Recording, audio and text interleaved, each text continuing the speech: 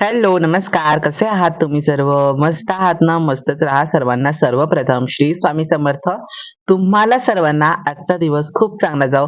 स्वामी कृपेने स्वामी महाराज तुमच्या प्रत्येक इच्छा आणि आकांक्षा पूर्ण करो. हीच मी स्वामींच्या चरणी प्रार्थना करतो आणि आजच्या व्हिडिओला सुरुवात करतो. तर आजचा व्हिडिओचा टॉपिक तुम्हाला सर्वांना थंबनेल वरून तर नक्कीच समजलं असेल की आजचा टॉपिक नक्की काय आहे. तर आज आपण बनवणार आहोत भाकरीच्या पिठापासून एकदम मस्त आणि कुरकुरीत असा घावन. तर चला पटकन आपण रेसिपीला सुरुवात करूयात. तर इकडे मी वापरणार आहे एक मोठा बाउल तांदळाचं पीठ. तुमचं बाहेर रेडीमेड पीठ असेल घावन पीठ, तुम्ही ते सुद्धा यामध्ये यूज करू शकता. एक बाउल मी यामध्ये घेतले तांदळाचं पीठ, त्याच्यानंतर एक वाटी मी यामध्ये घेतले भाकरीचं पीठ. त्याच्यानंतर तुमच्याकडे कुठल्याही जर भाकरीचं पीठ असेल तुम्ही ते वापरू शकता. आता माझ्याकडे जोंधळे आणि नाचणी असं मिक्स असं भाकरीचं पीठ होतं, तर मी ते वापरलेलं आहे. अर्थात माझ्याकडे जोंधळे आणि नाचणीचं पिठाच्या भाकऱ्या ज्या आपण बनवतो ते माझ्याकडे बारीक दरलेलं पीठ आहे, सो ते मी इथे घेतलंय. त्याच्यानंतर याच्यामध्ये एक छोटा चमचा अर्धा मी यामध्ये हिंग घातलेला आहे. हिंग घातल्याच्यानंतर यामध्ये चवीपुरतं आपल्याला मीठ घालायचंय. अगदी चवीपुरतं, जास्तही यामध्ये मीठ घालायचं नाही, चवीपुरतं घालायचं, नाही तर त्याच्याने रेसिपी आपली खारट होऊ शकते. आणि हिंग पण आपल्यामध्ये जास्त वापरायचं नाहीये, एकदम कमी हिंग वापरायचं आहे. आता माझ्याकडे हिंगाचा चमचा एकदम छोटा आहे, तो मी एकदम थोडासा हिंग त्यामध्ये यूज केला होता. हिंगाने काय होणार आहे माहितीये का, हिंगने काय काय जण बघा भाकरी कधीतरी पचत नाही, नाचणीची स्पेशली असेल तर काय काय जण पोटामध्ये कुटकुटते, तर म्हणून त्यामध्ये हिंग घालायचं. हिंग घातल्याने पोटामध्ये ती कुटकुटणार नाही आणि एकदम मस्त अशी आपले घावण तयार होतात. तर हे तुमचं प्रीमिक्स रेडी झालं. तुम्ही असं बनवून सुद्धा घावण्यांसाठी ठेवू शकता. भाकरी पिठाचे घावण बनवण्यासाठी असं हे आपलं रेडीमेड प्रीमिक्स रेडी झालेलं आहे. हे प्रीमिक्स तुम्ही एक महिनाभर सुद्धा स्टोअर करू शकता. एका काचेच्या बाटलीमध्ये भरून ठेवायचं आणि खूप महिने सुद्धा हे बऱ्यापैकी पीठ राहतं अशा पद्धतीने. नंतर फक्त चाळून घ्यायचंय किंवा मीठ हिंग तुम्ही नंतर सुद्धा यामध्ये घालू शकता. त्याच्यानंतर सगळ्यात मेन इम्पॉर्टंट प्रोसेस ती म्हणजे विक्स करणं. तर ते म्हणजे ह्यामध्ये एकदम मिक्स छान असं झालं पाहिजे. जर याला तुम्ही मिक्स यामध्ये नीट केलात नाही ना, तर त्यामध्ये खूप मोठे मोठे बॉल्स राहू शकतात. म्हणजे त्याच्या ज्या गाठी बनतात पिठाच्या त्या बनू शकतात.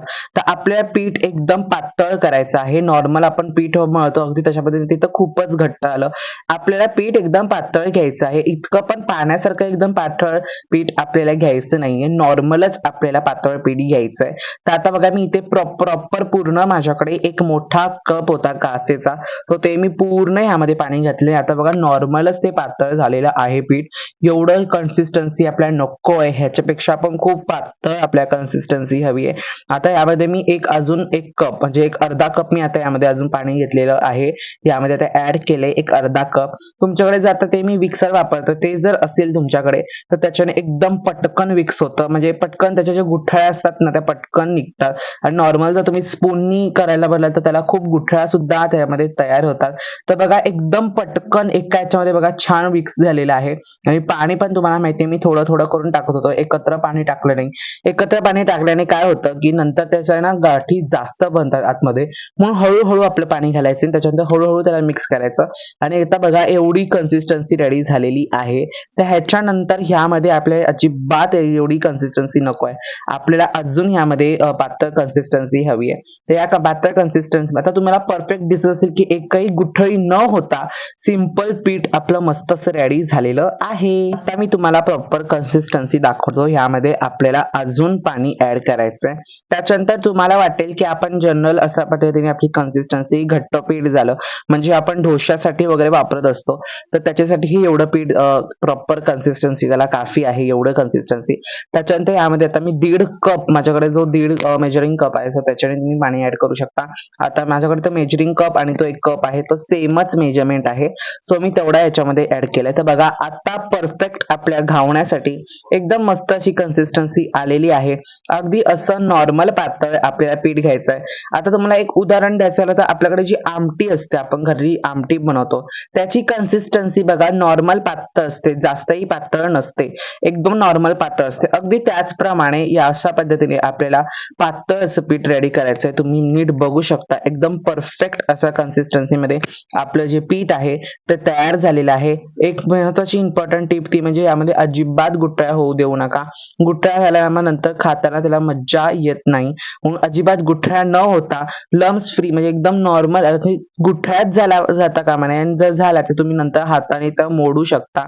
पण असं जनरल ठेवू नका कारण त्याच्याने खाताना नंतर तुम्हाला मज्जा येणार नाही आणि नंतर टाकताना जर आपण पीठ त्याच्यावरती टाकतो तव्यावरती तेव्हा सुद्धा एवढी मज्जा येणार नाही. त्याच्यानंतर ह्यामध्ये मी ऍड केलेली आहे ते म्हणजे कोथिंबीर. आता हे ऑप्शनल आहे कोथिंबीर, तुम्हाला हवी असेल तर तुम्ही यामध्ये कोथिंबीर घालू शकता, नाही घातलात तरी सुद्धा चालेल. काय काय लोक नाही घालत, आपले जे नॉर्मल तांदळाच्या पिठाची घावण असतात ना त्याच्यामध्ये घालत नाहीत, पण ह्यामध्ये मी आता घातलेलं आहे.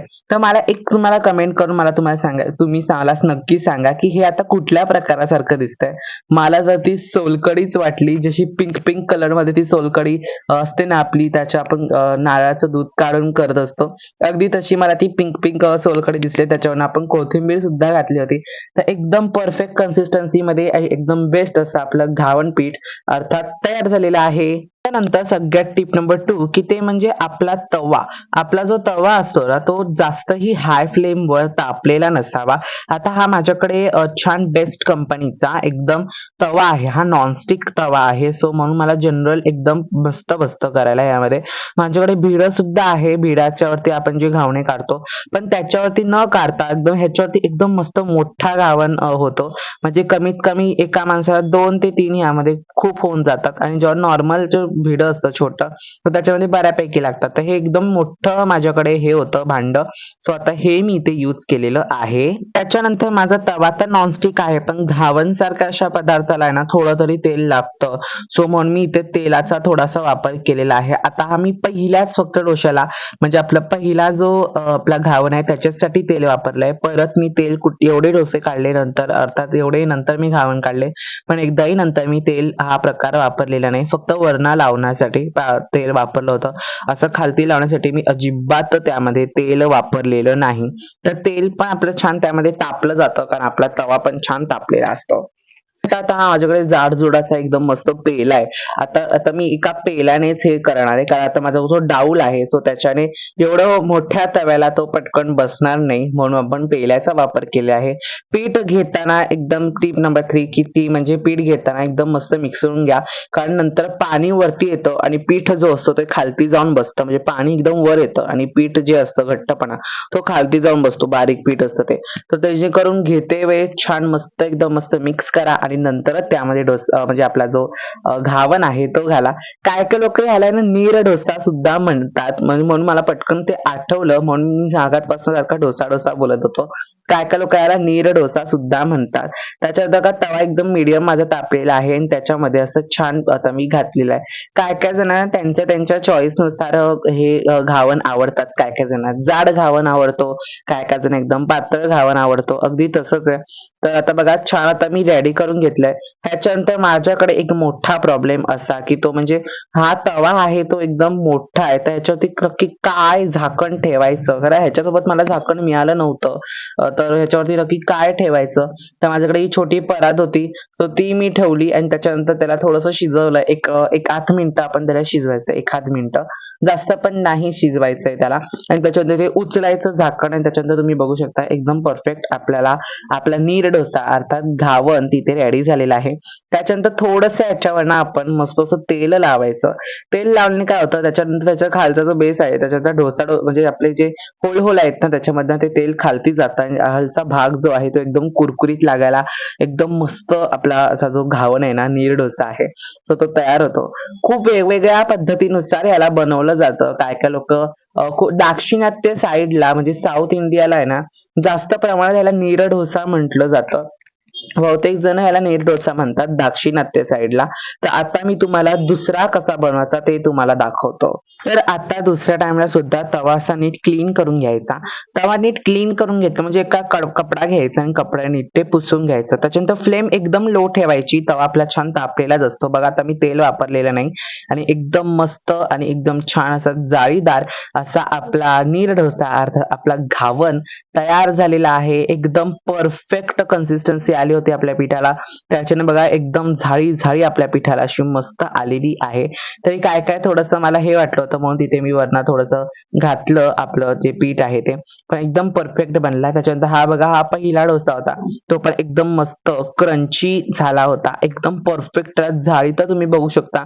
इतकी मस्त पडली होती झाळी त्याला. मला तर हा जो नीर डोसा आहे अर्थात आपल्या मालवणी शब्दामध्ये घावन अर्थात घावणे तर मला तर तो प्रचंड आवडला. त्याच्यानंतर ह्याच्यावरती झाकण ठेवणं हा माझ्यासाठी खूप महत्त्वाचा टास्क होता. तो म्हणजे झाकण ठेवणं. खरंच ते झाकण एवढं मला हे होतं मला चटका सुद्धा बसला ते उचलताना. कसं उचलू ती परात नक्की मला समजत नव्हती. पण आता मस्त आपण आपले नीर डोसा आपला मस्त झालेला आहे अर्थात घावन. तर त्याला आता काय करायचं जेव्हा आपण सेकंड टाईम घालतो तर थोडासा वेळ लागेल. म्हणून त्याला आपण छान झाकून ठेवायचं. त्याच्यानंतर तुम्ही बोलाल ह्याला क्रंची करण्यासाठी कुठल्या फ्लेमवरती आपण त्याला छान करायचं असतं. तर ते म्हणजे ह्यावरती आपल्याला हाय फ्लेमवरती 1-2 मिनिटं आपण त्याला शिजवायचं हाय फ्लेमवरती. शिजवायचं म्हणजे एकदम क्रंचीनेस त्याला आला पाहिजे.